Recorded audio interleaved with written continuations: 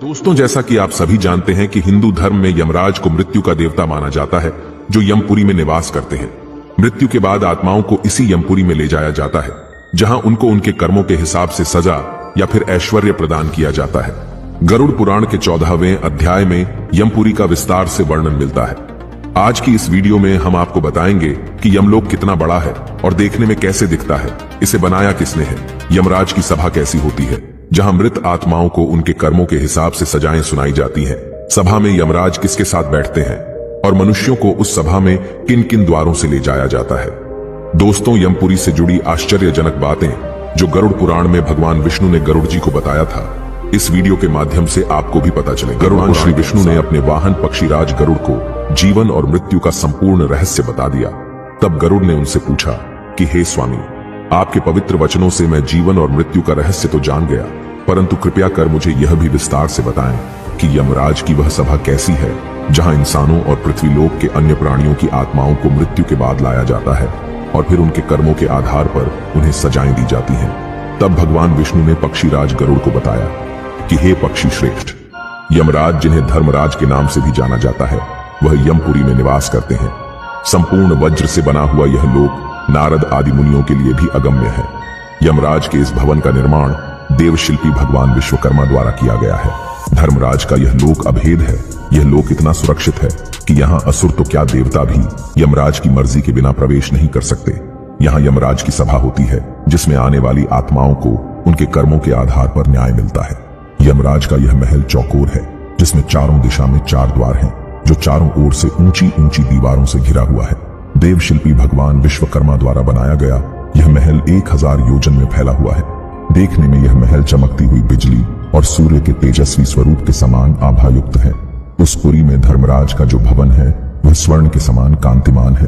500 योजन ऊंचा और 1000 खंभों वाला यमराज का यह भवन कई तरह की मड़ियों से सुसज्जित है। सैकड़ों घंटों की ध्वनियां उस भवन में हमेशा गूंजती रहती हैं। यहाँ पर शीतल मंद वायु बहती रहती है, जिनके बीच अनेक प्रकार के उत्सव होते हैं। यमराज की सभा बहुत विशेष है। यह 100 योजन तक फैली है, इच्छा स्वरूप आकार बदल लेने वाली तथा देवलोक एवं मृत्युलोक के सभी रसों से परिपूर्ण है। वहां ना अधिक ठंडी है, ना अधिक गर्मी।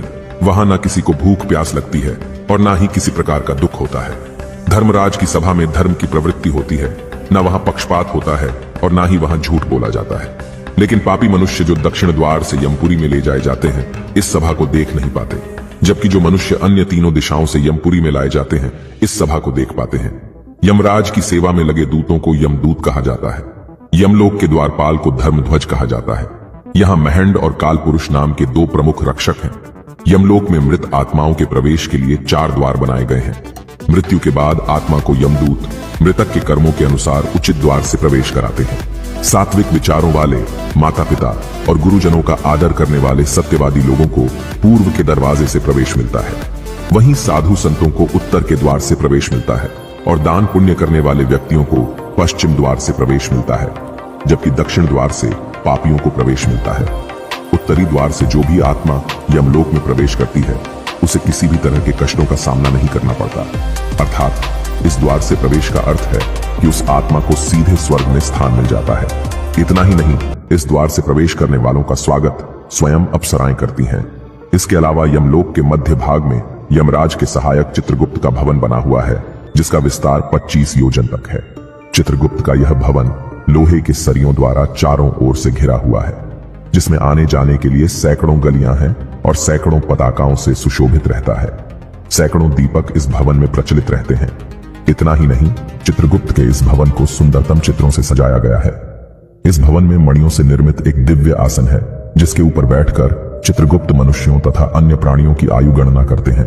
साथ ही कोई भी प्राणी जो कर्म करता है, वह सब कुछ चित्रगुप्त लिखते हैं। चित्रगुप्त के अलावा यमराज की सभा में कई चंद्रवंशी और सूर्यवंशी राजा होते हैं, जो सलाहकार की भूमिका निभाते हैं। इनकी सलाह पर ही यमराज सजा का निर्धारण करते हैं और मृत्यु के बाद जब मृत आत्मा को यमलोक लाया जाता है, तो पृथ्वी लोक की तरह ही यहाँ भी सभा का आयोजन किया जाता है, परंतु यहाँ किसी तरह का भेदभाव नहीं किया जाता। मृत आत्मा को यमराज की सभा में पहुंचते ही चित्रगुप्त एक एक कर उसके कर्मों के बारे में सभा में पढ़कर सुनाते हैं। फिर यमराज अपनी सभी सभा सांसदों से मंत्रणा करने के बाद उस आत्मा के लिए दंड का निर्धारण करते हैं, जिसके बाद आत्मा को दंड भुगतने के लिए नर्क में भेज दिया जाता है। और अगर कोई आत्मा अपने जीवन काल में पाप से अधिक पुण्य अर्जित किए होती है तो उसे स्वयं यमराज स्वर्गलोक के प्रवेश द्वार तक छोड़ने आते हैं। लेकिन दोस्तों, मृत्यु के पश्चात जब आत्मा को यमलोक ले जाया जाता है तो उन्हें अपने कर्मों के हिसाब से मार्ग में भी कई तरह की यातनाओं का सामना करना पड़ता है, क्योंकि मृत्यु लोक से यमलोक तक का मार्ग बड़ा ही दुर्गम है। इस मार्ग में हमेशा अग्नि दहकती रहती है और जब कोई पापी आत्मा इस मार्ग से होकर गुजरती है तो उसका पांव जलने लगता है, जिसकी वजह से उसके पांव में छाले हो जाते हैं जो बड़ी ही पीड़ादायक होते हैं। जबकि पुण्यात्मा के लिए यही मार्ग शीतलता प्रदान करता है। इस मार्ग में वृक्षों की कोई छाया भी नहीं है जहां वे विश्राम कर सके। इतना ही नहीं, दुरात्मा के लिए उस मार्ग में अन्नादि की भी व्यवस्था नहीं है जिससे वह अपने प्राणों की रक्षा कर सके। इस मार्ग में जल होते हुए भी पापी आत्मा को जल दिखाई नहीं देता जिससे वह अपनी प्यास बुझा सके, जबकि पुण्य आत्मा को इस मार्ग में वह सब कुछ मिलता है जो उसने जीवित रहते हुए दान किया था।